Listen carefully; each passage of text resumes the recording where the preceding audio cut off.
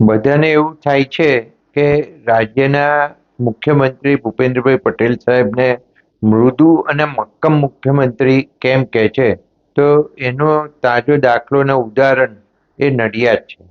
નડિયાદની અંદર હાઉસિંગ બોર્ડના મકાનો વર્ષો પહેલા, 4 વર્ષ પહેલા ધરાશાયી થયા હતા, અને એ મકાનો ફરીથી કરવાનું ગરીબો માટે ખૂબ જરૂરી હતું. આના ટેન્ડરો વખતો વખત બહાર પાડવામાં આવ્યા.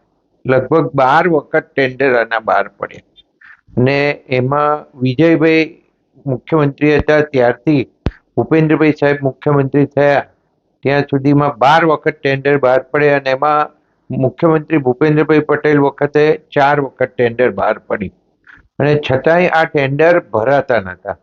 હવે ગરીબો માટે કામ કરવું ખૂબ જરૂરી હતું, એટલે હું માન્ય મુખ્યમંત્રી શ્રી પાસે ગયો અને એમને રજૂઆત કરી ભૂપેન્દ્રભાઈ સાહેબને કે આ જગ્યા એવી છે ત્યાં આગળ આ કોઈ ટેન્ડર ભરશે નહીં, કારણ કે એને જે ટેન્ડરમાંથી કમાણી કરવાની હોય ભરીને મકાનો બનાવીને, એના માટે આ જગ્યા યોગ્ય નથી. એટલે આ જુદી રીતના ટેન્ડર કરવું પડશે એવું કહ્યું. એટલે એમણે એનો વિચાર કર્યો અને વિચાર કરી અને આ ટેન્ડર બહાર પાડ્યું.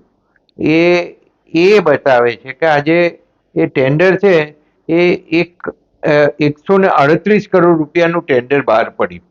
એટલે 138 કરોડ રૂપિયાની ગ્રાન્ટ સરકાર તરફથી સંપૂર્ણ પૈસા આ ટેન્ડર માટે આપવામાં આવ્યા. એટલે એમણે ગરીબો માટે ઉદારતા બતાવી.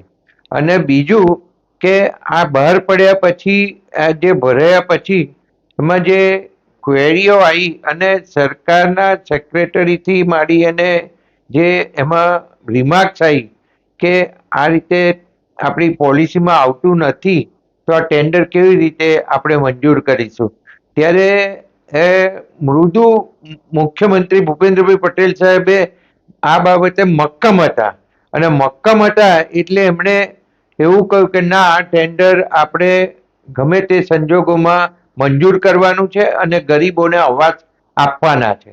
એટલે આમાં એમણે ગરીબો માટે મૃદુતાઈ બતાવી અને ટેન્ડર મંજૂર કરીને મક્કમતા પણ બતાવીને 138 કરોડ રૂપિયાના ખર્ચે 900 મકાનો અહીં નડિયાદની અંદર પ્રગતિનગરના ગરીબ આવાસ બનાવવા માટે આપવામાં આવ્યા.